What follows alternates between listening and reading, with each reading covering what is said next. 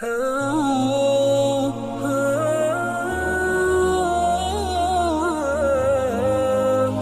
لله وكفى وسلام على عباده الذين اصطفى اما بعد فاعوذ بالله من الشيطان الرجيم بسم الله الرحمن الرحيم لقد رضي الله عن المؤمنين إذ يبايعونك تحت الشجرة فعلم ما في قلوبهم فأنزل السكينة عليهم وأصابهم فتحا قريبا وقال النبي صلى الله تبارك وتعالى عليه وعلى آله وأصحابه وبارك وسلم أصحابي كالنجوم بأيهم اقتديتم اهتديتم وقال النبي صلى الله عليه وسلم يد الله على الجماعة أو كما قال النبي صلى الله عليه وسلم صدق الله مولانا العظيم وصدق رسوله النبي الكريم ونحن على ذلك لمن الشاهدين والشاكرين والحمد لله رب العالمين اللهم صل على محمد وعلى آل محمد كما صليت على إبراهيم وعلى آل إبراهيم إنك حميد مجيد اللهم بارك على محمد وعلى آل محمد كما باركت على إبراهيم وعلى آل إبراهيم إنك حميد مجيد میرے محترم بھائیوں، دوستوں، بزرگوں، کائنات میں اللہ رب العزت نے سب سے بڑی چمک نبیوں سے عطا فرمائی ہے، اور اس کے بعد نبیوں کے شاگرد جن کو اصحاب رسول صلی اللہ علیہ وسلم کہتے ہیں، ان کی زبانوں سے، اخلاق سے، کردار سے، اعمال سے، آداب سے اللہ نے دنیا کو چمکایا ہے۔ اللہ ولی الذین آمنوا، یہ صحابہ اللہ کے دوست ہیں، اللہ ان کے دوست ہیں۔ اللہ کی دوستی میں بھی وفا ہے، صحابہ کی دوستی میں بھی وفا ہے۔ جس کو دوست میرا اللہ بناتا ہے اس کو اپنا ولی کہتا ہے۔ من عادى لي وليا فقد آذنته بالحرب، اللہ کے ولی سے جو بندہ دشمنی اختیار کرے اللہ اس سے اعلان جنگ فرماتے ہیں۔ الا ان اولیاء اللہ،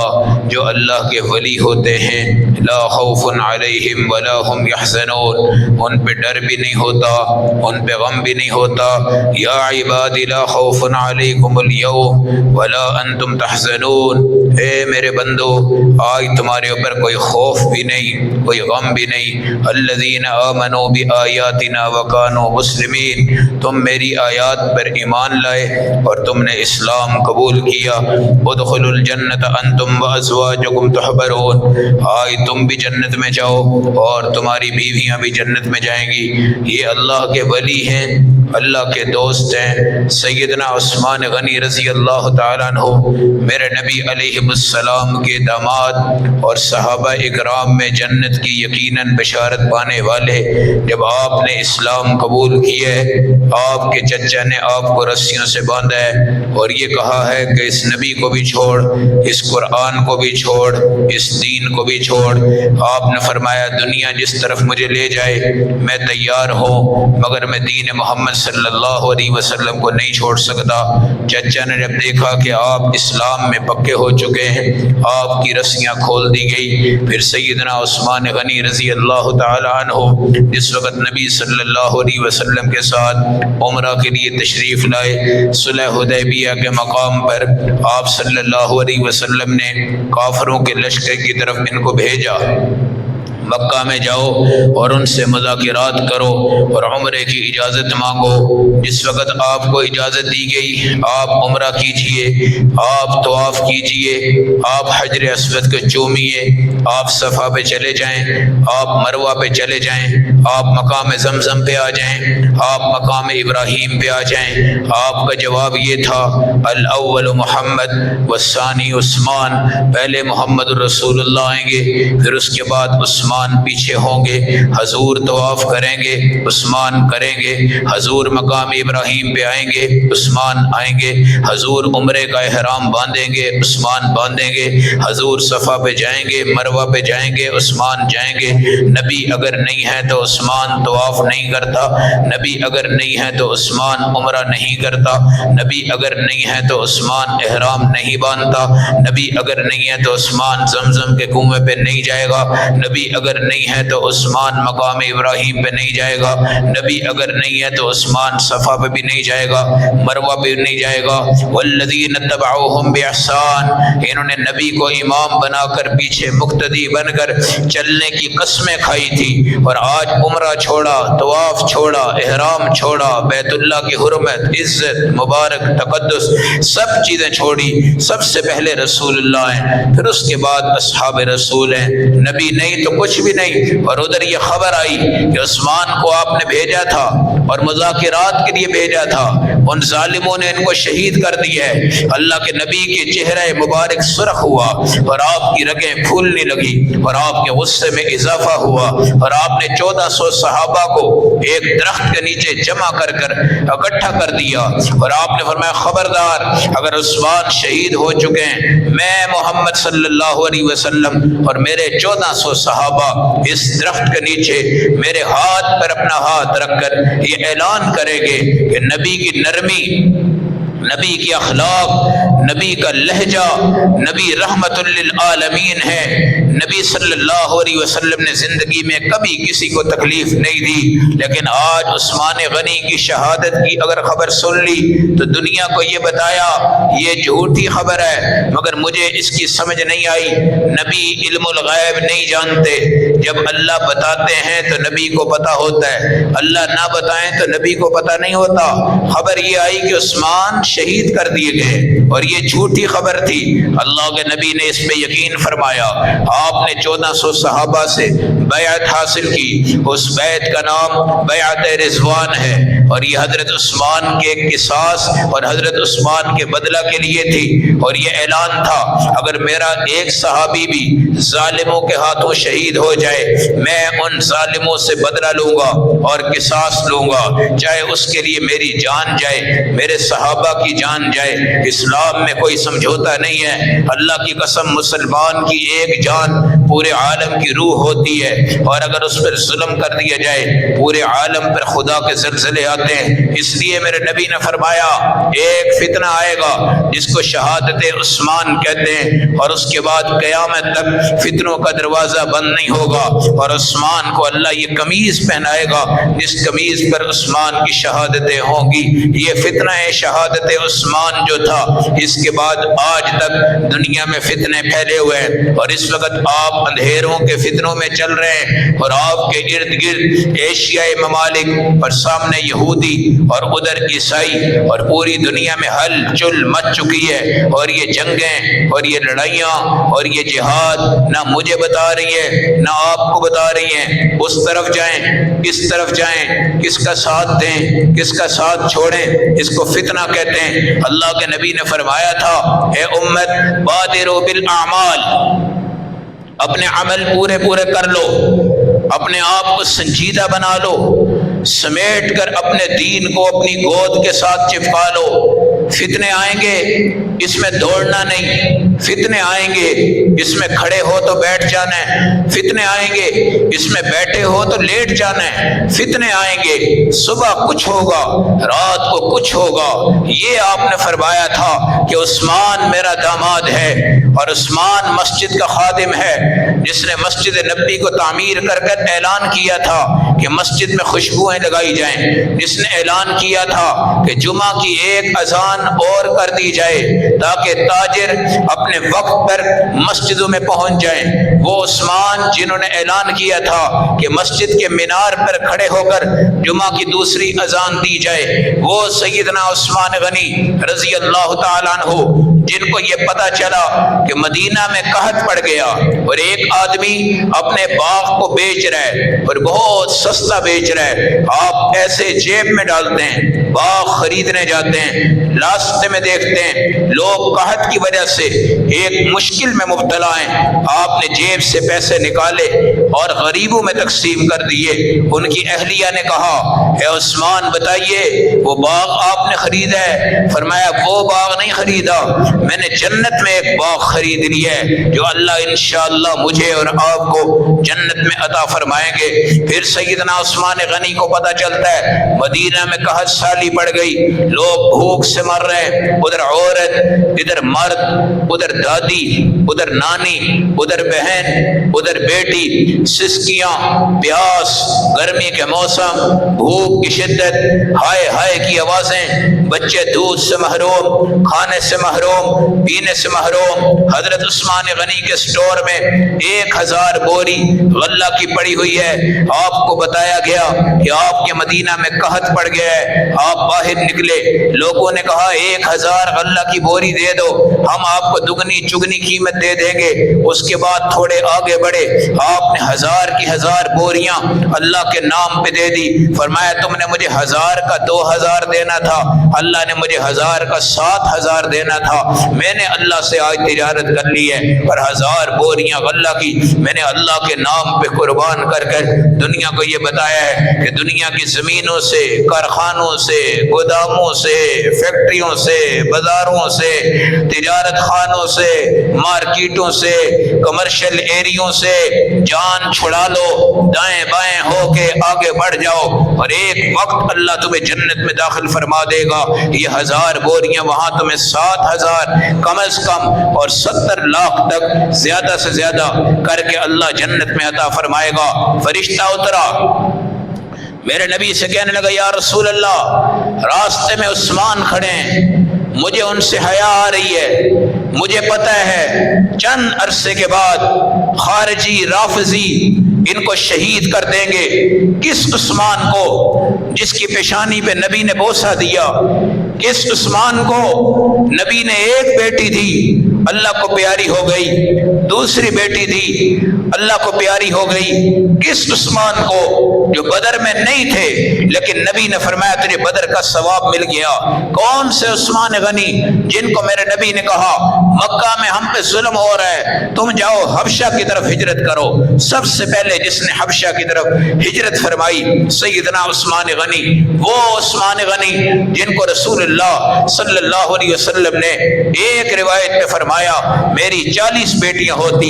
ایک ایک کر کے عثمان غنی کو دیتا رہتا۔ وہ عثمان غنی جن کو میرے نبی نے ایک روایت میں فرمایا میری اگر 200 بیٹیاں اللہ مجھے عطا کر دیتا، میں ایک ایک بیٹی عثمان غنی کے نکاح میں دیتا اور دنیا کو بتاتا جامع القرآن یہ ہے، حافظ القرآن یہ ہے، قاری القرآن یہ ہے۔ دنیا کو میں بتاتا اگر ایک رکعت میں کھڑے ہو کر پورے قرآن کو مکمل کر سکتا ہے وہ عثمان غنی ہے۔ دنیا کو میں بتاتا کہ جب دنیا میں لڑائی ہوئی کسی نے کہا کہ قرآن کی یہ قرات ہم پڑھیں گے، کسی نے کہا قرآن کی دوسری قرات پڑھیں گے، کسی نے کہا قرآن کی تیسری قرات پڑھیں گے۔ قرآن پڑھنے میں اختلاف، قرآن پڑھنے میں لڑائی،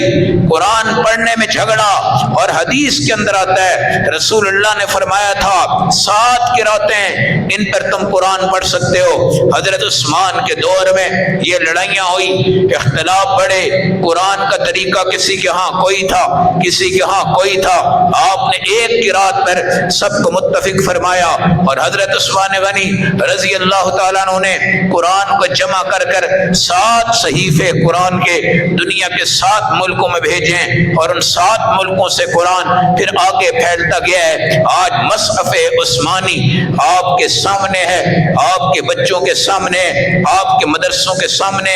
آپ کی مسجدوں کے سامنے، آپ کے اداروں کے سامنے، الحمد سے شروع کر کر والناس تک سورتوں کی ترتیب، قرآن کی ترتیب، قرآن کے رکوع، قرآن کی منزلیں، قرآن اتفاقی طور پر جمع ہو گیا۔ اب قرآن میں لڑائی نہیں، قرات میں لڑائی نہیں، تلاوت میں لڑائی نہیں، نسخوں میں لڑائی نہیں، لفظوں میں لڑائی نہیں، رکوع میں لڑائی نہیں، اس کے تمام 14 سجدے ان میں کوئی لڑائی نہیں، کوئی اختلاف نہیں، تمام جگہوں پہ تراویحوں میں قرآن ایک طرح کا جو پڑھا جاتا ہے۔ اس کے پیچھے سیدنا رضی اللہ تعالیٰ عنہ کی بہترین قیادت،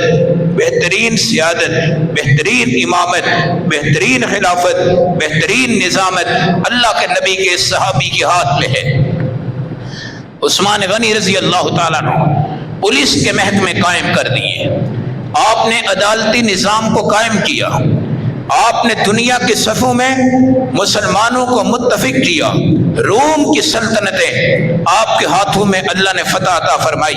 لاکھوں مربع میل پر اسلام کا جھنڈا لہرانے والے سیدنا عثمان غنی رضی اللہ تعالیٰ عنہ ہیں۔ بیر روما وہ کنواں تھا جب جون کا مہینہ، جولائی کا مہینہ، مئی کا مہینہ صحابہ باہر نکلتے، دائیں بائیں کے کنویں ان کا پانی کڑوا ہوتا، پانی گرم ہوتا، صحابہ پریشان ہوتے، یہودی ان کو کہتے نبی کو چھوڑ دو ہم تمہیں میٹھا پانی پلائیں گے۔ ایک کنواں تھا جو ایک یہودی کا تھا جس کا نام بیر روما تھا، پانی بھی ٹھنڈا پانی بھی میٹھا۔ مسلمان دل سے چاہتے تھے کاش کہ اس کنویں کا پانی اللہ ہمیں بھی عطا فرما دے۔ اس وقت عثمان غنی سامنے سے آ رہے تھے، آپ نے فرمایا یہ کنواں بیچ دو، یہودی نے کہا نہیں بیچتا، آپ نے فرمایا دگنی قیمت لے لو، یہودی نے کہا نہیں بیچتا، حضور صلی اللہ علیہ وسلم نے فرمایا جو اس کنویں کو خریدے اور مسلمانوں کے لیے اللہ کے نام پہ قربان کر دے، خدا کی قسم میں اس کو جنت کی بشارت دیتا ہوں۔ حضرت عثمان غنی نے کہا یا رسول اللہ اگر میں یہ کنواں خریدوں کیا اللہ مجھے جنت میں یہ کنواں عطا فرمائیں گے؟ میرے نبی نے فرمایا ہاں، محمد صلی اللہ علیہ وسلم عثمان تجھے گارنٹی دیتے ہیں کہ اگر آج یہ کنواں تو خریدے گا اللہ تجھے اس کے بدلے میں جنت میں کنواں عطا فرمائیں گے۔ آپ نے وہ کنواں یہودی سے منہ مانگی قیمت پہ خرید لیا۔ خریدنے کے بعد آپ نے میرے نبی علیہ السلام کے دست مبارک پہ اس کی چابی عطا فرما دی اور مسلمان لائنوں میں لگ کر اس کنویں کے تالے کو کھولتے ہیں، کھول کر اس کو پینا شروع کر دیتے ہیں۔ پینے میں میٹھا اور تاثیر میں ٹھنڈا اور بہترین مزیدار اور چسکیاں لے لے کر مسلمان اس کنویں کا پانی فرماتے۔ فرمایا عثمان تجھے اللہ اس کنویں کے بدلے میں جنت کی مٹھاس عطا فرمائے گا، جنت کی دولت عطا فرمائے گا، جنت کی رقم عطا فرمائے گا۔ یہی ایصال ثواب ہے، یہی ایصال ثواب ہے۔ جب کوئی بندہ مر جاتا ہے پہلی کال آتی ہے بندہ مر گیا، دوسری کال آتی ہے جنازہ 2 بجے، تیسری کال آتی ہے کہ رات کو روٹی کا انتظام ہے، چوتھی کال آتی ہے کہ کل کل کا انتظام ہے، پانچویں کال آتی ہے کہ تیسرے دن تیجا ہے، چھٹی کال آتی ہے کہ 40ویں دن 40واں ہے، اور 1 سال کے بعد کال آتی ہے کہ مرنے والے کی برسی ہے۔ یہ چاول، یہ بریانی، یہ قورمہ، یہ نان، یہ پانی،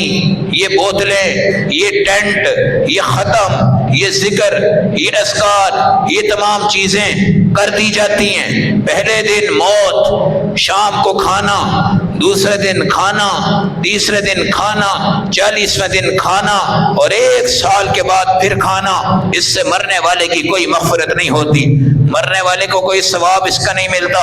اتنے مہنگے مہنگے مثالوں سے آپ دیگیں بریانیاں بناتے ہو، اصحاب رسول کو دیکھو کیا دیگیں بنائی، کیا بریانیاں بنائی۔ میرے نبی کی وفات، صحابہ کے ہوش اڑ گئے، صحابہ کی رات دن بن گئی، صحابہ کے دن رات بن گئے، اما فاطمہ کے آنسو گرے، حضرت ابو بکر صدیق کے جسم پہ سکتہ آیا، حضرت عمر فاروق نے کبھی اس پر یقین نہ کیا۔ حضور دنیا سے جا سکتے ہیں، جانور آپ کے صدمے دنیا سے چلے گئے۔ آپ کی وفات کے بعد کروڑ پتی صحابہ، ارب پتی صحابہ، عبد الرحمن بن عوف جیسے، عثمان غنی جیسے، لیکن کوئی اہتمام، کوئی تقریب، کوئی 10، کوئی 20، کوئی 40، کوئی 50، کوئی 30، کوئی تیسرا۔ یہ ہم جیسے کمزور علماء نے امت کو اس بات پہ لگا دیا ہے کہ مرنے والا مر گیا ہے کھانا بھی دینا، مرنے والا مر گیا ہے 40 دن روٹی بانٹو، مرنے والا مر گیا ہے اس کا لوٹا مولوی صاحب کو دے دو، مرنے والا مر گیا ہے اس کے کپڑے مولوی صاحب کو دے دو، مرنے والا مر گیا ہے 40واں آئے گا تو مولوی صاحب کو ایک سوٹ دے دینا اور ایک لوٹا دے دینا، 2 پلیٹیں دے دینا، ایک کوئلہ دے دینا، ایک کپ دے دینا، تاکہ مولوی صاحب اس میں کھاتے جائیں، اس میں پیتے جائیں، مرنے والے کو جنت ملے، مرنے والے کو ایصال ثواب ہو۔ نہیں، حضرت عثمان غنی رضی اللہ تعالیٰ عنہ کا ایصال ثواب بیر روما ہے، وہ کنواں ہے، اور حضرت عثمان کا ایصال ثواب 1000 بوری غلہ خدا کے راستے میں ہے۔ حضرت عثمان غنی کا ایصال ثواب امت کے مرنے والوں کے لیے جہاد کے موقع پر اپنی دولت کو نچھاور کرنا ہے۔ حضرت عثمان غنی مسجد قباء کی تعمیر کے بعد مسجد نبوی کی تعمیر میں اہم ترین تعمیراتی کام کر کر اپنا مقام جنت لیتے ہیں، مقام صحابیت لیتے ہیں۔ حضرت عثمان غنی کا وہ فتنہ آیا جس میں آپ کو شہید کر دیا گیا، اور خدا کی قسم ان خارجیوں نے آپ کا محاصرہ کیا، آپ کو گھر میں بند کیا، آپ کی روٹی بند کی، آپ کا پانی بند کیا، دنیا کو یہ بتایا کہ آپ باپ ہیں، حسن بیٹے ہیں، حسین بیٹے ہیں، آپ مدینہ کے اس بازار میں آج قید کیے گئے، کل کربلا میں حسن بھی جائیں گے، حسین بھی جائیں گے۔ خدا کی قسم ادھر بھی شہادت، ادھر بھی شہادت، ادھر کوفہ شہادت سے معطر ہوگا، ادھر مدینہ شہادت سے معطر ہوگا۔ آج عثمان غنی کا کمرہ بند، باہر سے تالا ہے، اندر بیٹھے قرآن کا نسخہ ہے، قرآن پڑھتے جا رہے ہیں۔ بھوک لگی قرآن پڑھا، پیاس لگی قرآن پڑھا، 40 دن روزہ رکھا، سحری نہ ہو سکی، افطاری نہ ہو سکی، ہونٹ خشک نہ ہوئے، منہ خشک نہ ہوا، ہائے ہائے نہیں کی۔ ایک مرتبہ پانی مانگا، ام المؤمنین ام حبیبہ پانی لے کر سواری پہ آئی، دشمنوں نے سواری کی رسی کو کاٹا اور وہ گرتے گرتے بچ گئی۔ حضرت علی آپ کے لیے پانی لائے مگر باغیوں نے آپ کو روک دیا۔ حسن کو پہرے پہ رکھا، حسین کو پہرے پہ رکھا۔ جب یہ پتا چلا کہ ظالموں نے، باغیوں نے، ڈاکوؤں نے، رافضیوں نے آج عثمان کو شہید کر دیا ہے، خدا کی قسم حضرت علی نے اپنے بچوں کو تھپڑ مارا تھا اور یہ کہا تھا تم نے اپنے چچا عثمان کی حفاظت کیوں نہیں کی؟ خدا کی قسم حسن تھے، حسین تھے، نواسے تھے، فاطمہ کے بیٹے تھے، علی کے بیٹے تھے، جگر گوشہ بطول تھے، جنت کے جوانوں کے سردار تھے، نبی کے لیے جنت کی خوشبو تھے، آخرت کی خوشبو تھے، نبی کے پیارے تھے، نبی کے سجن تھے، نبی کے محبوب تھے، نبی کے لاڈلے تھے۔ مگر آج حضرت علی کا وہ تھپڑ جو ان کے چہرے پہ پڑا وہ اس بنیاد پر تھا کہ ظالموں، قاتلوں، ڈاکوؤں، تم عثمان علی کے درمیان اگر اختلاف پیدا کرو، لڑائی پیدا کرو، کتابیں لکھو، خدا کی قسم یہ بات یاد رکھ لینا، جس چہرے پہ اللہ کے نبی نے کبھی تھپڑ نہیں مارا اس چہرے پہ حضرت علی نے تھپڑ مارا، اور اس لیے مارا کہ تم نے سستی کی جس کی بنیاد پر پانی بھی نہیں پہنچ سکا اور چچا عثمان شہید کر دیے گئے، صحابی عثمان شہید کر دیے گئے، اور آپ نے شہادت کے بعد ان کی لاش کو وصول کیا۔ پھر ظالموں سے کہا جاؤ تباہ ہو جاؤ، برباد ہو جاؤ، اب تمہاری ہلاکت ہے، تم نے باغیچہ جنت کا پھول توڑا ہے، تم نے جنت کے درخت کو کاٹا ہے، تم نے جس کی ضمانت جنت کی دی تھی اس کو مار کر اپنی جہنم کو بنایا ہے۔ آج اگر نبی زندہ ہوتے اور عثمان کی شہادت اس طرح ہوتی، نبی کا غیظ کیسا ہوتا، نبی کا غصہ کیسا ہوتا، لیکن اللہ رب العزت نے حضرت عثمان کی شہادت کو قبول فرمایا۔ دروازے پر حسین نے، حسن نے اس سبق کو سیکھا اور وہی شہادت انہوں نے کربلا کے اندر وصول فرمائی۔ حضرت عثمان غنی نے قرآن پڑھتے پڑھتے جس وقت آپ کو آخری مرتبہ شہید کرنے کے لیے وار کیا گیا، آپ کا خون مبارک گرا اور قرآن کی آیت پہ گرا، فَسَيَكْفِيكَهُمُ اللَّهُ، اللہ ان کو کافی ہے، وَهُوَ السَّمِيعُ الْعَلِيمُ، اللہ سننے والا ہے، اللہ جاننے والا ہے۔ آج ظالم، ڈاکو، باغی اس وقت آپ کے سامنے دائیں بائیں لڑائیاں، اختلاف ہے۔ قرآن نے کہا یا ایھا الذین آمنوا اصبروا، صبر کرنا، صابروا جمع رہنا، رابطوا تعلق جوڑنا، واتقوا اللہ اللہ سے ڈرنا، لعلکم تفلحون تاکہ تم فلاح پا جاؤ گے۔ ید اللہ علی الجماعہ، ایک ہاتھ ہوتا ہے وہ جماعت پہ ہوتا ہے، خدا کی رحمت ہوتی ہے وہ جماعت پہ ہوتی ہے۔ اس لیے فرمایا مسلمانوں تمہارا اتفاق کٹھی مارکیٹ بنانے میں نہیں ہوتا، مارکیٹ والے تو آپس میں لڑتے ہیں، اگر اختلاف کو ختم کرنا ہے تو آ کر نماز پڑھو با جماعت مسجد میں، اگر اختلاف کو ختم کرنا ہے شہر کے لوگ آ کے جمعہ پڑھو مسجد میں، اگر اختلاف کو ختم کرنا ہے پورے علاقے کے لوگ آؤ اور عید کی نماز پڑھو، اللہ اکبر کی تکبیرات پڑھو، راستے میں جاتے ہوئے اور راستہ بناؤ، آتے ہوئے اور راستہ بناؤ، عید کے دن عید مبارک دو، عید کے دن السلام علیکم کہو، عید کے دن قربانیاں کرو، قربانیاں کر کر ساری دنیا کو بتاؤ ہم متحد ہیں، ہم متفق ہیں۔ اللہ سے یہ دعا کیا کرو خدا اسلام والوں کو الگ کر دے، کافروں کو الگ کر دے، اسلام کا پردہ اٹھ جائے، دنیا کو بتاؤ کہ یہ مسلمان ہیں، کافروں کے سروں سے پردہ اٹھاؤ، دنیا کو بتاؤ کہ یہ کافر ہیں، منافقوں کے اوپر سے نفاق کی چادر اٹھ جائے، دنیا کو بتاؤ یہ منافق ہیں، اس وقت اندھیرا ہے، آپ کے چاروں سمت پر جنگ لڑی جا رہی، آپ کے چاروں سمت پر اختلاف ہو رہا ہے، آپ کے چاروں سمت پر جھگڑے ہو رہے ہیں، آپ کے چاروں سمت پر معاملات خراب ہو رہے ہیں، آپ کو نہیں پتہ چلتا ایران حق پر ہے، آپ کو نہیں پتہ چلتا کون حق پر ہے، کون بلندی پر ہے۔ کل یہ دونوں ملک ایک دوسرے کے ہاتھوں سے لیتے اور دیتے اور کھاتے اور پیتے تھے، مگر ان کا آپس میں اختلاف اور ان کی لڑائیاں تھوڑی دیر پہلے آپ کے کشمیر اور بھارت اور مسلمانوں کے پاکستان کے ساتھ اختلافی لڑائیاں، ادھر روس اور یوکرین، ان کی آپس کی لڑائیاں آپ نہیں فیصلہ کر سکتے، آپ کا ملک نہیں فیصلہ کر سکتا، آپ کی فوج نہیں فیصلہ کر سکتی کہ وہ اچھے ہیں یا یہ اچھے ہیں۔ خدا کی قسم ہم صرف یہ دعا کرتے ہیں اللہ ہماری اوپر سے چادریں ہٹا دے،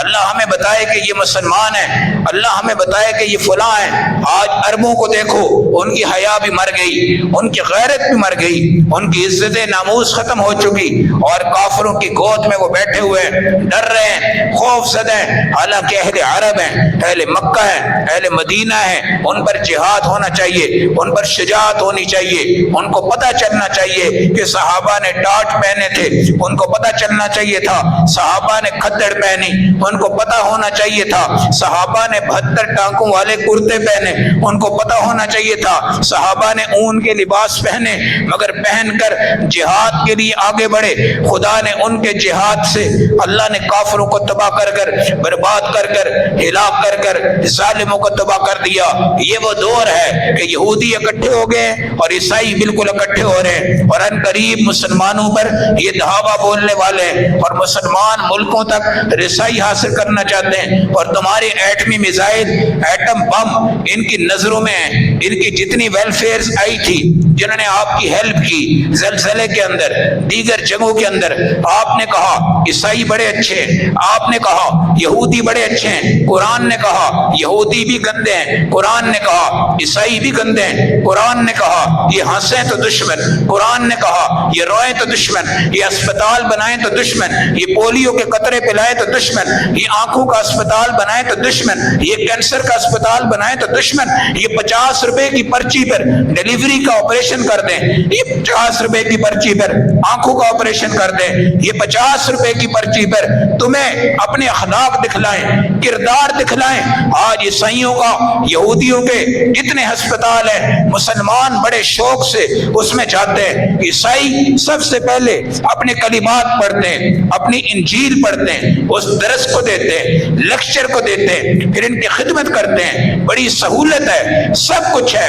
اور مسلمان کہتا ہے یہ بڑے بااخلاق ہیں، یہ بڑے با کردار ہیں، یہ بڑے عزت و ناموس والے ہیں۔ نہیں، وہ اللہ سے دور ہیں، قرآن سے دور ہیں، حدیث سے دور ہیں، تمہارے ایمانیات سے دور ہیں، اسلام سے دور ہیں۔ اس لیے یہ فتنوں میں کون پڑتا ہے؟ جو اللہ سے دور ہوتا ہے۔ فتنوں میں کون پڑتا ہے؟ اس لیے ہمارے نبی صلی اللہ علیہ وسلم نے فرمایا نیکی پہ لگے رہو، نیکی پہ لگے رہو، نیکی کرو پھر کرو، نیکی کرو پھر کرو، تھک جاؤ، تھکو اتنے کہ تمہارے اندر کی طاقت سلب ہو جائے۔ جس طرح حضور نے فرمایا اگر تمہارے اندر کسی عورت کی خواہش آ جائے تو تم عورت کی طرف مت جاؤ، فوراً روزہ رکھ لو، روزہ تمہاری طاقت توڑے گا اور تمہاری خواہش کو مٹا دے گا، تمہاری عورت کی خواہش ختم ہو جائے گی۔ اس لیے نبی نے فرمایا یہ یہودی آئیں گے، عورتیں ان کی ننگی تمہارے سامنے آئیں گی، عیسائی آئیں گے، ان کی عورتیں تمہارے سامنے ننگی آئیں گی۔ خدا کی قسم حضرت سعد بن معاذ رضی اللہ تعالیٰ عنہ اور حضرت معاذ بن جبل رضی اللہ تعالیٰ عنہ اور سعد بن ابی وقاص رضی اللہ تعالیٰ عنہ یہ جہاد میں ہیں۔ کافروں نے یہ کیا، نوجوان لڑکیاں بغیر کپڑوں کے صحابہ کے سامنے اتاری اور اتار کر یہ کہا کہ یہ لڑکیوں کو دیکھیں گے صحابہ کا ایمان ضائع ہو جائے گا، صحابہ کا کردار ضائع ہو جائے گا، اور یہ لڑکیوں کی شرمگاہ کو، پستان کو، جسم کو دیکھ کر بک جائیں گے، ان کا ایمان ٹوٹ جائے گا، ان کا ایمان گر جائے گا۔ مگر یاد رکھنا، ایک بادشاہ کو پتہ چلتا ہے کہ میں ان قریب مر جاؤں گا، اس نے اپنی عوام کو جمع کیا اور کہا دھاگے پکڑو اپنے اپنے ہاتھوں میں، سب کو دھاگے پکڑائے، کہا کھینچ لو، سب نے کھینچے، سارے دھاگے ٹوٹ گئے۔ پھر اس نے کہا اب ان دھاگوں کو اکٹھا کرو، جوڑو اور ان کو رسی بناؤ۔ جب رسی بنایا سب سے کہا اس کو کھینچو، سب نے کھینچا، وہ نہیں ٹوٹے۔ پھر اس نے کہا میرے مرنے کے بعد اگر تم علیحدہ علیحدہ ہوگے تو یہ دھاگے کی طرح ٹوٹ جاؤ گے، اگر تم نے رسی بنا کر اپنے آپ کو چلایا تو خدا کی قسم تمہارے اندر ٹوٹ نہیں آئے گی۔ وَاعْتَصِمُوا بِحَبْلِ اللَّهِ جَمِيعًا، اللہ کی رسی مضبوطی سے پکڑو، اللہ کے دین کو مضبوطی سے پکڑو، اللہ کی توحید کو مضبوطی سے پکڑو۔ جب اللہ تمہارے سامنے ہے تو امریکہ کیا چیز ہے؟ آج بدماشی دیکھ رہے ہیں آپ امریکہ کی، آپ نے افغانستان میں اس کی بدماشی کو دیکھا، آپ نے انڈیا اور پاکستان کی موجودہ جنگ میں پہلے دن سنا کہ میرا اس جنگ سے کوئی تعلق نہیں۔ جب اللہ نے پاکستان کی فوج کو عوام کی دعاؤں سے ہمت و شجاعت عطا فرمائی اور ایسا آپریشن انہوں نے کیا جس کو بنیان مرصوص کہا گیا، ایسے لگتا تھا کہ رسول اللہ صلی اللہ علیہ وسلم غار سور سے جب نکلے تھے، آپ نے وہ مٹی کافروں کی آنکھوں میں ڈالی تھی، وہ اس وقت اندھے ہو گئے تھے جس ٹائم پاکستان کا آپریشن کیا ہے اور بنیان مرصوص نام رکھا گیا ہے۔ ایسے لگتا تھا جیسے انڈیا، اس کی انٹیلیجنس اور اس کے کیمرے اور اس کے تمام ہر قسم کے ریکارڈ اندھے ہو چکے ہیں۔ پاکستان نے اٹیک کیا، انڈیا بالکل شکست خوردہ ہو گیا اور اپنی چوکیوں پر اس نے وائٹ کلر کے جھنڈے کھاڑ کر اپنی شکست کو تسلیم کر لیا۔ اس وقت یہی بدماش آیا جس نے کہا میں ان میں مصالحت کرواتا ہوں۔ اب وہ یہ کہتا ہے کہ میں پاکستان سے جب یہ کہتا تھا کہ جنگ روک دو تو آپ کے فیلڈ مارشل عاصم منیر نے میرے کہنے پر جنگ روک دی۔ میں شکریہ کے لیے ان کو یہاں پہ مدعو کرنا چاہتا ہوں۔ حقیقت میں وہ درندہ ہے، اس نے افغانستان میں اڈے ہم سے مانگے تھے اور مانگ کر افغان مجاہدین پہ ظلم کر کر ایک مرتبہ پھر ان کی خلافت کو ختم کیا تھا۔ آج بھی وہ پاکستان سے اندر خانے انڈے مانگے گا اور بہت سے اڈے مانگے گا اور بہت سے کچھ مانگے گا جس کا تصور میرے آپ کے ذہن میں نہیں ہے۔ آپ کیا سمجھتے ہیں کہ یہ ٹرمپ جو ہے آپ کا دوست ہے؟ قرآن نے کہا نہیں۔ یہ آپ کے اخلاق استعمال کر رہا ہے؟ قرآن نے کہا نہیں۔ یہ آپ کی فیور میں آئے گا؟ قرآن نے کہا نہیں۔ مگر ہم یہ مت سمجھیں ہماری فیور میں آئے گا۔ یہ ظالم، بدماش، درندہ، ڈاکو اللہ اس ملک کے ٹکڑے ٹکڑے کرے، پھر اسرائیل کو خدا تباہ کرے، پہلے امریکہ کو تباہ کرے پھر اسرائیل کو تباہ کرے، اور ساری دنیا کی ہلاکتیں اس کے قریب سے قریب تر آ رہی ہیں۔ اس لیے قرآن نے کہا لَتُفْسِدُنَّ فِي الْأَرْضِ مَرَّتَيْنِ، یہ بنی اسرائیل کی قوم کو ہے کہ تم زمین میں 2 مرتبہ فسادات کرو گے، وَلَتَعْلُنَّ عُلُوًّا كَبِيرًا، اور تمہیں کچھ نہ کچھ کامیابیاں بھی ملیں گی۔ ثُمَّ رَدَدْنَا لَكُمُ الْكَرَّةَ عَلَيْهِمْ، پھر خدا دوبارہ امتحان لے گا۔ وَجَعَلْنَاكُمْ أَكْثَرَ نُفُورًا، اور یہودی تعداد میں بڑھ جائیں گے، عیسائی تعداد میں بڑھ جائیں گے۔ سوال یہ ہے کہ یہودی کس طرح بڑھیں گے، عیسائی کس طرح بڑھیں گے؟ میں آپ کو حدیث سناؤں جس میں آپ نے فرمایا لا يبقى من الاسلام الا اسمه، ایک وقت آئے گا اسلام کا نام رہ جائے گا۔ ولا يبقى من القرآن الا رسمه، اور قرآن کی صرف کیا ہو جائے گی؟ رسم باقی رہ جائے گی۔ حقیقت یہ ہے کہ ہم مسلمان کہلاتے مسلمان ہیں مگر حقیقت میں ہماری عادت، سٹائل، فیشن، تعاون، طریقہ بالکل یہودیوں کا ہے۔ ہم اندر سے یہودی ہیں، باہر سے مسلمان ہیں، ہمارا یہ کردار ہے۔ اس لیے قرآن نے کہا وَجَعَلْنَاكُمْ أَكْثَرَ نُفُورًا، یہودی بڑھ جائیں گے، عیسائی بڑھ جائیں گے، جنگیں ہوں گی، فضائی حدودیں ٹوٹیں گی، اوپر سے تمام میزائل ادھر گریں گے ادھر گریں گے، مسلمانوں کی کثیر شہادتیں ہوں گی، یہودی بڑھتے جائیں گے، عیسائی بڑھتے جائیں گے۔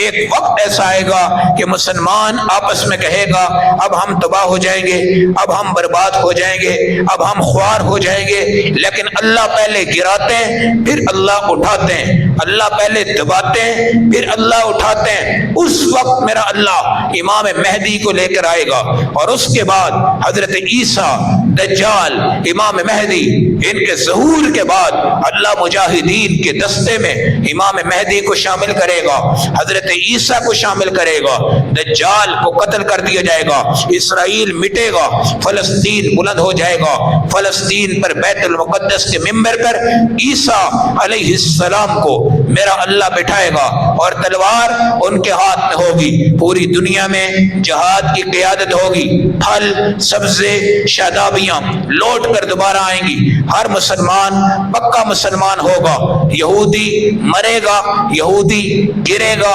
یہودی درخت کے پیچھے چھپے گا، اور ایک غرقد درخت ہوگا جس کے پیچھے یہودی چھپے گا، وہ اس کو چھپا لے گا، باقی جدھر بھی یہودی جائے گا وہ درخت بھی بولیں گے، پتھر بھی بولیں گے، ساری دنیا بولے گی یا مسلم حاضر یہودی من ورائی فقتلو، اے مسلمان یہودی میرے پیچھے آ گیا ہے، تو آ جا اور اس کو قتل کر دے۔ انشاءاللہ یہ یہودی مٹنے والے ہیں، عیسائی مٹنے والے ہیں۔ جب اللہ کسی کو تباہ کرتا ہے تو پہلے اس کی پاور کو اللہ ظاہر کرتا ہے، پہلے اس کی طاقت کو اللہ ظاہر کرتا ہے، اور پوری دنیا یہ سمجھتی ہے اب امریکہ پوری دنیا کا سردار بن چکا ہے، اور جس کو جو کہے گا وہ اس کی بات کو کیا کرے گا؟ قبول کرے گا، اور اس وقت اس کو ہم نے اپنا سربراہ، اپنا چیئرمین، پوری دنیا کی جنگوں کا باشندہ عنقریب، اور اس سے پہلے وقت میں اللہ نے اس کو افغانستان میں ذلیل کر دیا تھا اور اس کو شکست دے کر اللہ نے اٹھایا تھا۔ اور وہ حضرات جن کے پاس کوئی ایٹم بم نہیں تھا، ایٹمی میزائل نہیں تھے، انہوں نے اپنی جہاد سے، اپنی تلوار سے، اپنی شہادت سے، اپنے شب و خون سے اپنے اسلام کو بلند کر کر آج طالبان افغانستان، خلافت اسلامیہ، امارت اسلامیہ، ایسا ملک جو سود سے پاک، ایسا ملک جس پہ قرضہ نہیں، ایسا ملک جس نے کسی کا دینا نہیں، ایسا ملک جو آنکھ اٹھا کے یہودیوں سے بات کر سکتا ہے اور عیسائیوں سے بات کر سکتا ہے، اور عن قریب اللہ اس کے خزانوں کے منہ کھولے گا، اور پوری دنیا کے سلطنت اسلامیہ میں آپ کو افغانستان کی جھلک اور کردار اور زینت اور نور نظر آتا جائے گا، اور آپ کہیں گے کہاں گئے یہودی اور کہاں گئے عیسائی، یہ ساری دنیا کدھر چلی گئی؟ اللہ ان کو بتائے گا جب دین غالب آئے اور اسلام غالب آئے اور دین والے خدا پہ یقین رکھیں اور توکل رکھیں اور بھروسہ رکھیں تو بلا ان تصبروا وتتقوا یمددکم اموالکم، اللہ کی قسم اگر تم صبر اختیار کرو گے اور فتنے کے دور میں تم اللہ کے سامنے تقوی اختیار کرو گے اور اللہ سے ڈرو گے، اللہ 5000 فرشتے بھی اتارے گا، اور فرشتے اتار کر اللہ تمہاری مدد کرے گا۔ کیا ان ظالموں کو یہ پتہ نہیں تھا کہ جب غزہ پہ اٹیک ہوا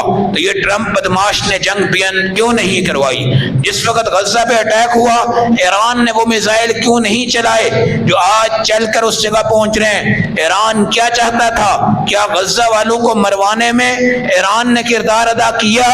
کیا غزہ والوں کے ظلم کو ایران نے نہیں دیکھا؟ کیا غزہ کے اوپر ستم جو ٹوٹے ایران نے نہیں دیکھا؟ کیا یہ میزائل اسلام کی خوبصورت معاونت میں ایران استعمال کرتا، غزہ والوں کا دفاع کرتا، حماس کا دفاع کرتا، فلسطین کا دفاع کرتا، تو ہم کہتے کہ اسلام کی ہیلپ کی جا رہی ہے صرف ذاتی حدود کو بچانے کے لیے۔ میزائل، ایٹمی میزائل، بیلسٹک میزائل اور بڑے بڑے میزائل استعمال کر کے دنیا کو کچھ دکھایا، لیکن جب غزہ پہ اٹیک ہوا اس وقت یہ میزائل نہ نکال کر دنیا کو یہ بتایا کہ یہ مسلمان کی سپورٹ میں یہ ملک بھی نہیں ہے، یہ اپنی حدود کو بچا رہا ہے، اپنے حدود کے نظام کو بچا رہا ہے۔ یہ سب ڈرامہ ہے، فتنے ہیں، اور فتنوں میں کوئی پتہ نہیں کہ کون حق پہ ہے کون باطل پہ ہے۔ اس صورتحال میں آپ نے اپنے ملک کے لیے دعائیں کرنی ہیں۔ آپ کا بلوچستان، آپ کی سرحدیں بالکل ایران کے ساتھ ہیں، اور وہاں پر بھی اس ٹائم جنگی طیارے مشقیں کر رہے ہیں۔ اس سے پہلے کہ ہم کافروں کی پاسداری کریں، کافروں کی اتباع کریں، کافروں کے ملک میں سپورٹ کریں،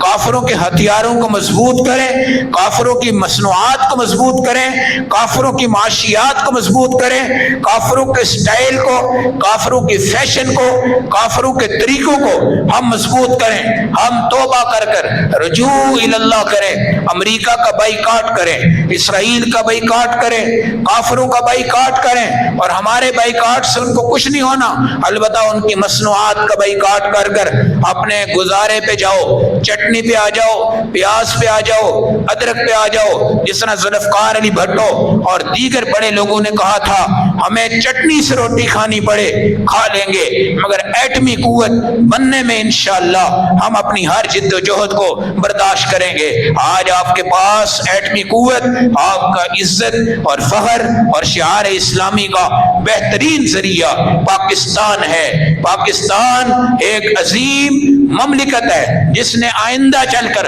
عربوں کو بچانا ہے، جس نے آئندہ چل کر سعودیہ پہ اٹیک ہوں گے اس کو بچانا ہے، جس نے آئندہ چل کر فلسطین پر جو اٹیک ہے اس کو بچانا ہے، جس نے آئندہ چل کر اپنے جہادی قوت کو مضبوط کر کر مقبوضہ کشمیر کو انشاءاللہ آزاد کروانا ہے۔ اس لیے اس ملک کی قدر کرو، اور یہ جو اس وقت مشکل وقت ہے کہ پاکستان ایران کے ساتھ جائے، پاکستان امریکہ کے ساتھ چلے، پاکستان چائنا کے ساتھ چلے، پاکستان روس کے ساتھ چلے، کس کو سلیکٹ کریں کس کو ریجیکٹ کریں، یہ پاکستان کے لیے بھی ایک فتنہ ہے۔ اور اس صورتحال میں ہمارے حکمران، فوجی قیادت اور سیادت، خدا ان کو تدبر، حلم، حوصلہ اور قوت برداشت کے ساتھ اچھے فیصلے کرنے کی توفیق عطا فرمائے، اور کہیں ایسے فیصلے مت ہو جائے کہ سارا کیا اور کرتایا، سارا کا سارا دھڑم سے گر جائے۔ آپ پھنس چکے ہیں، ہم پھنس چکے ہیں۔ حضرت عثمان غنی رضی اللہ تعالیٰ عنہ بھی ان فتنوں میں آگے تھے جس کا سد باب بڑا مشکل تھا۔ اگر آپ اپنی فوج بلاتے، آپ اپنے سپاہی بلاتے، آپ اپنی قیادت کو بلاتے، سیادت کو بلاتے کہ مجھے آج 40 دن انہوں نے بند کیا ہے، فوجی آ کر مقابلہ کرتے، مدینے میں خون گرتا، ریاض الجنہ میں خون گرتا، مسجد نبی میں خون گرتا۔ حضرت عثمان نے کہا تھا میں اپنی جان بچانے کے لیے مدینہ کے فرش پہ خون نہیں گرنے دوں گا، اور یہاں لڑائی نہیں ہونے دوں گا، جو ہوتا ہے ہوتا رہے، میں روزے کی حالت میں اپنے اللہ سے ملوں گا۔ نبی پاک نے پردے ہٹا کر بلایا، عثمان آ جاؤ، ہم بھی انتظار کر رہے ہیں، عمر بھی انتظار کر رہے ہیں، ابو بکر بھی انتظار کر رہے ہیں، آجا ہمارے دسترخوان پہ، آج تو جنت میں آ کے روزہ کھول لے۔ اور حضرت عثمان غنی کے خون کے فوارے گرے، اور فَسَيَكْفِيكَهُمُ اللَّهُ قرآن کی آیت پہ آ کے گرے، اور یہ قرآن آج بھی محفوظ ہے، اور حشر کے میدان میں یہ قرآن عثمان کے سامنے آئے گا، اور یہ خون آ کر ان کی گواہی دے گا، اور رسول پاک فرمائیں گے مجھے تیری زندگی پر، تیری شہادت پر بڑا فخر ہے، تو نے مدینے کو، میری مسجد کو، میرے ممبر کو، میرے روضہ کو تمام جگہوں کو خون نچھاور ہونے سے بچایا ہے اور اپنا خون دے کر تو نے باقی فرش کو صاف رکھا ہے۔ اللہ نے بقی قبرستان میں حضرت عثمان غنی کو سپرد خاک کروایا ہے اور دنیا کو یہ بتایا ہے ایک خون کا قطرہ بھی عثمان نے مدینۃ الرسول میں نہیں گرنے دیا۔ آج ہمیں وہی استقامت چاہیے، وہی استقلال چاہیے، وہی اخلاق چاہیے، وہی کردار چاہیے، اور صحابہ اکرام کی زندگی کو اپنا نقشہ بناؤ، صحابہ کی زندگی کا مطالعہ کرو۔ 27 جہاد نبی کے ہیں، ان کو پڑھتے جاؤ۔ 100 جہاد الگ صحابہ کے ہیں، ان کو پڑھتے جاؤ۔ 127 جہاد جو اسلامی تھے آپ ان کا مطالعہ کریں، آپ کو پتہ چلے گا چند مسلمان ہزاروں کافروں پر اللہ نے غالب فرما دیے تھے۔ آج ہم مسلمان تھوڑے ہیں، کافر زیادہ ہیں، فتنے اوپر سے آ چکے ہیں۔ قرآن کو بالکل نہ چھوڑنا، مسجد کو بالکل نہ چھوڑنا، صحابہ کے عقیدے کو نہ چھوڑنا، ختم نبوت کے عقیدے کو نہ چھوڑنا، توحید کے عقیدے کو نہ چھوڑنا۔ اپنے عقیدے مضبوط کرو، پوری تیاری کے ساتھ 5 نمازیں، قرآن کی تلاوت، حقوق العباد پورے کر کر مکمل طور پر شہادت کے لیے اپنے آپ کو تیار رکھو۔ ایک وقت آئے گا تمہیں پاکستان کے دفاع کے لیے اپنے پیسے، اپنا زیور، اپنی دولت، اپنے بچے قربان کرنے پڑیں گے، اور یہ وقت بہت قریب آ چکا ہے، بہت قریب آ چکا ہے۔ اس لیے اب دعاؤں کا وقت ہے، آیت کریمہ کا وقت ہے، قنوت نازلہ کا وقت ہے کہ حالیہ فتنے اللہ واضح کر دے، حق کو حق، باطل کو باطل۔ اور ہماری دعا ہے اللہ غزہ والوں کو خوبصورت فتح عطا فرمائے، فلسطین کو خوبصورت فتح عطا فرمائے، اور یہ غزہ کے بچے جو اڑ کر جنت میں پہنچ چکے ہیں، یہ ان کی بد دعائیں ہیں جو اس وقت اسرائیل اور ایران آپس میں ٹکرا گئے ہیں، ورنہ یہ ایک دوسرے کے معاون تھے اور ایک دوسرے سے اسلحہ خریدتے تھے اور ایک دوسرے کی ٹیکنالوجی سے فائدہ اٹھاتے تھے۔ کیا پتا کہ ان لوگوں کا آپس میں کیا منصوبہ تھا، خدا نے ان کو آپس میں ٹکرا دیا اور یہ آپس میں ٹکڑے ٹکڑے ہو رہے ہیں۔ اللہ کرے کہ اسرائیل کے ٹکڑے اسی بہانے سے ہو جائیں اور ادھر سے مجاہدین کی طاقتیں استعمال کر کر ہم دیکھیں اسرائیل ملیا میٹ ہو چکا ہے، اور اس کی دیواریں، اس کی بلڈنگیں، اس کے بینک، اس کی عورتیں، اس کے مرد ملیا میٹ ہو چکے ہیں اور وہ کھنڈر بن چکے ہیں، اور غزہ والوں کی شکل سے زیادہ ان کے گھروں کی شکل کو اللہ نے تباہ و برباد کر کے ہمیں دکھایا ہے، اور یہ وقت بڑا قریب ہے۔ مگر اپنے پاکستان پر بیٹھ کر اس کی سلامتی کی ضرور دعائیں کرنا۔ ہم امریکہ کو اڈے نہ دیں، ہم کافروں کو کوئی سپورٹ نہ دیں، ہم پردے کے پیچھے بھی پردے کے آگے بھی اہل حق کے ساتھ چلیں، حق کے ساتھ مریں، اور اپنے پاکستان اور اس کی بوٹی بوٹی، پتا پتا، ایک ایک سڑک، ایک ایک گلی، پانی کا ایک ایک قطرہ، اس کے تحفظ کے لیے ہماری دعائیں، ہماری احزاریاں، اور حضرت عثمان غنی کی شہادت سے آپ کو، پوری دنیا کو یہ پیغام آیا ہے کہ آپ شہادت قبول کریں،